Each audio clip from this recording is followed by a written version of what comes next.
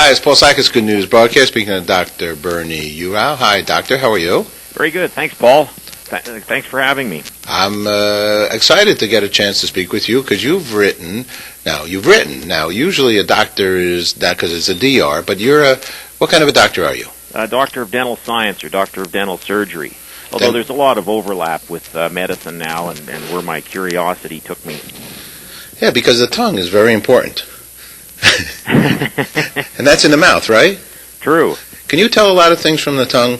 Absolutely. Like what? Colors, malformation, asymmetry, swelling, discoloration, unusual formations like metaplasia, various tissues, malformations, and so on. And what can I tell you about your health condition? A lot. Actually, a lot. Mouth is a very good overall indicator of your overall systemic health, both your tongue and your gums.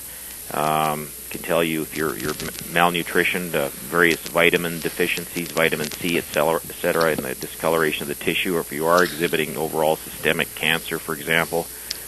You could have various white patches or dark ulcerated nodules, etc.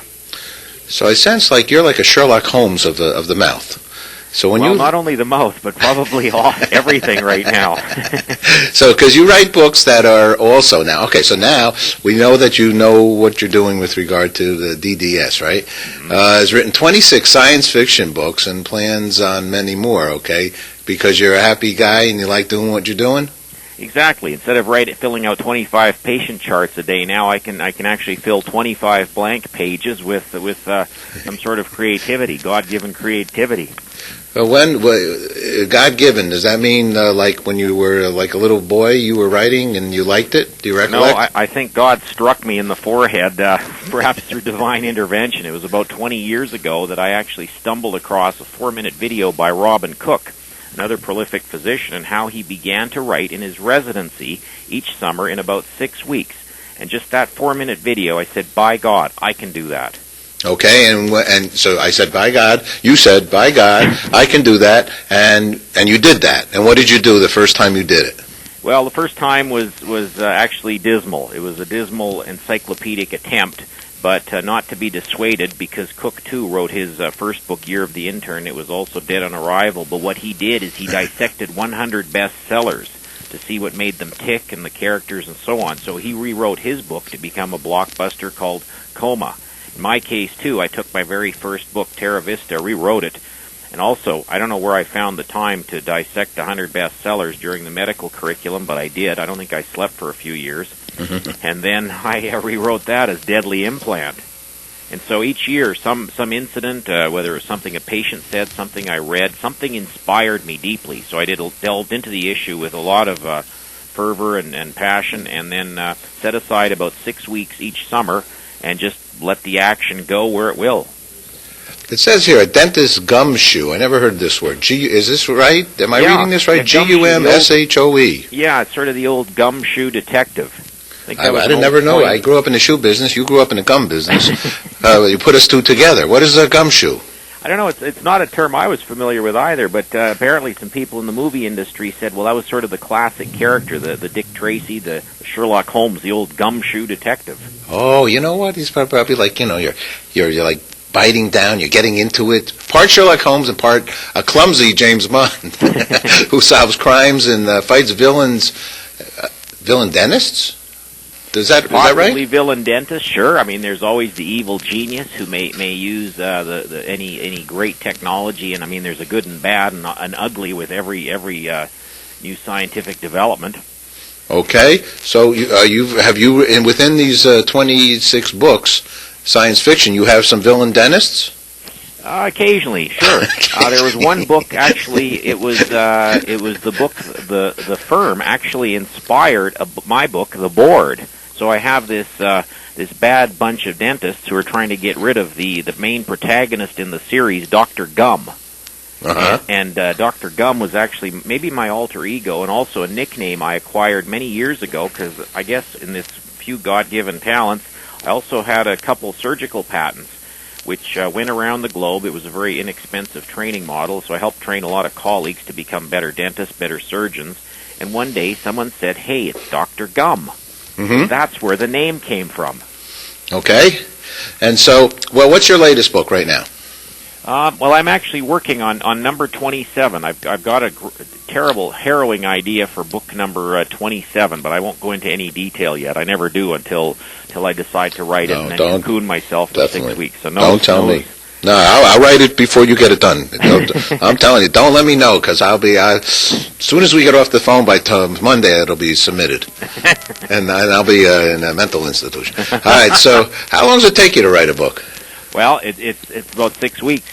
No kidding. It's a very intense effort. You look like I get up in the morning. Usually my characters wake me up, and then I write till about noon, well into the afternoon, take a short break, because we're all brain dead by then, and then re-energize, write till well into the night, and this goes on 7 days a week until it's done, and it's usually about 6 weeks. What do you mean your characters? I think did I hear that right? Yes. Your characters wake you up? Yes, it's actually very, very actor and action-driven, and you're almost sleeping, dreaming, eating this book. I mean, it's so intense. It's like perhaps you're like you're on the film set. You must be fun to sleep with. No, not that I'm going there, but I don't know. I'm still single. Thank God. I don't know. Well, you better stop writing books. This could be the problem.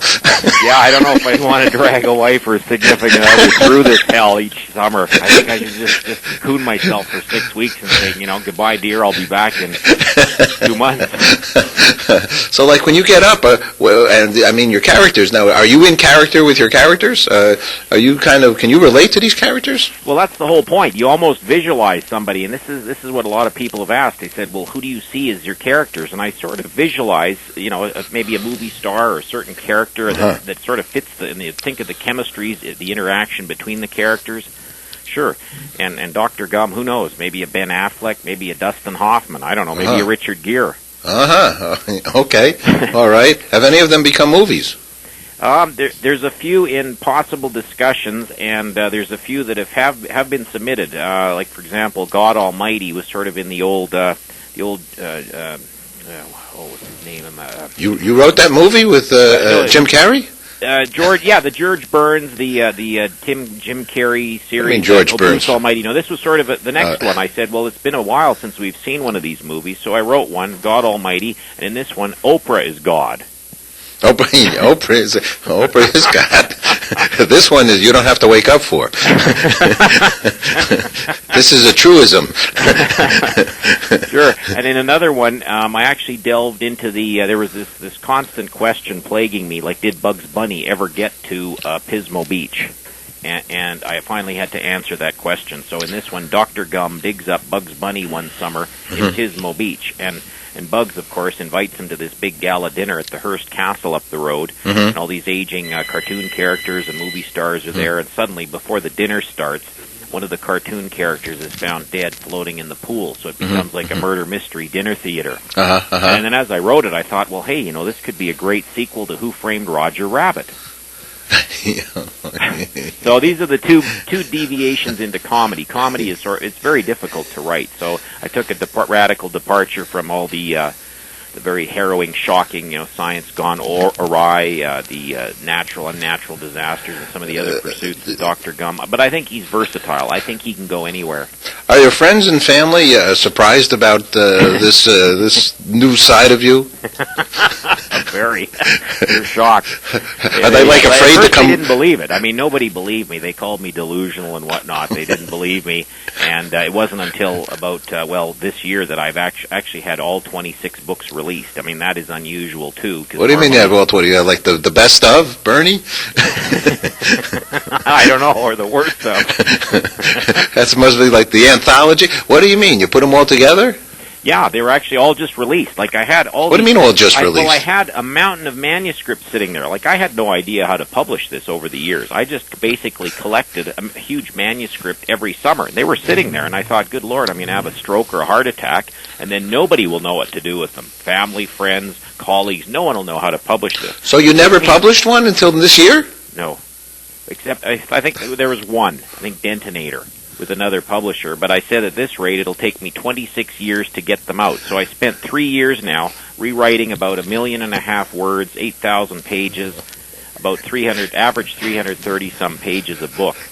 So yeah, it was that in itself. It was like the movie Paycheck. I didn't think it was possible, but after 3 years, here I am. So, like, if you go to see the Yankees play baseball, do you bring your pad and pen?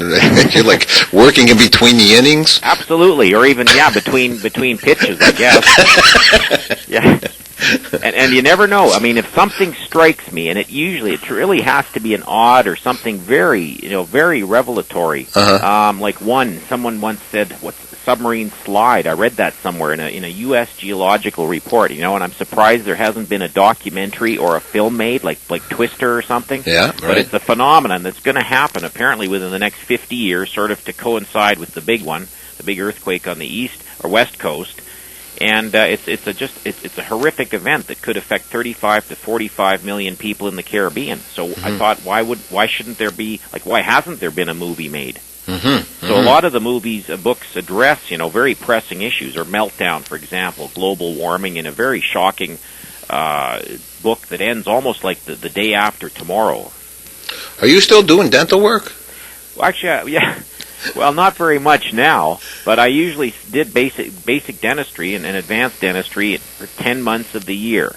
Oh, okay. And then took the 2 months off. So it was a good way to prevent burnout. But recently, I mean, as I mentioned, it took 3 years now to get the books out. So I've almost become a full-time hermit and scribe.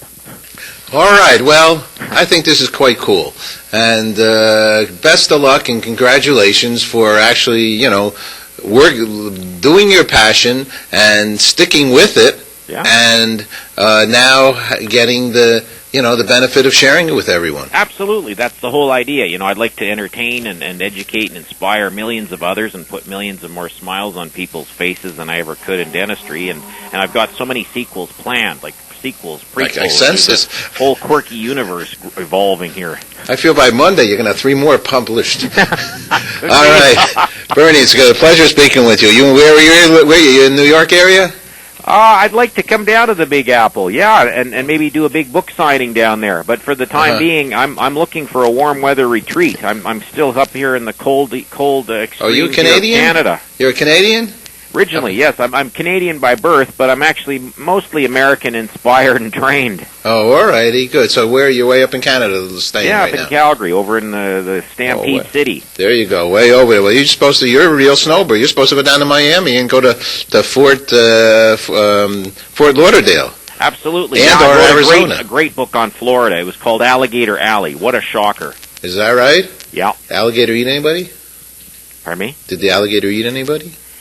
Can't divulge any details. You have to read it and find out. But it's a shocker. It actually deals with another recent medical development in which alligator blood may contain something, and I call it alloglobulins in the book, something that prevents disease. Let me ask you one last question. Do you have a second more? Sure. Stem cells. What do you think? It's absolutely the future. I mean, there was a recent major breakthrough this week in, as you probably saw in the news and throughout the media, it was published in The Lancet, and that is the trachea that was basically in the patient's own stem cells were used to rebuild the trachea. It was implanted, and 4 months post-op, I mean, she's breathing normal. She's a normal person, happy person with her daughter, and instead of having a radical lung removal, it was fantastic. So the surgeons decided to go the stem cell route, and this is almost parallels some of the points I bring up in StemWinder, that this will be a very useful, promising therapy in the future. I think it's great. Dr. Bernie, thank you very much. It was a pleasure speaking with you. I look forward to meeting you. Come on down to New York. We'll have we'll go out and get hot fudge sundae. Hey, sure, hit the town, hit the Big Apple, for sure. Even as I write it in StemWinder, I'd like to revisit some of the old great locations. All right, well, if you want, Paul, it's a great talking to you. Thank you. Thanks. Bye-bye. Take care. Bye-bye. Thank you.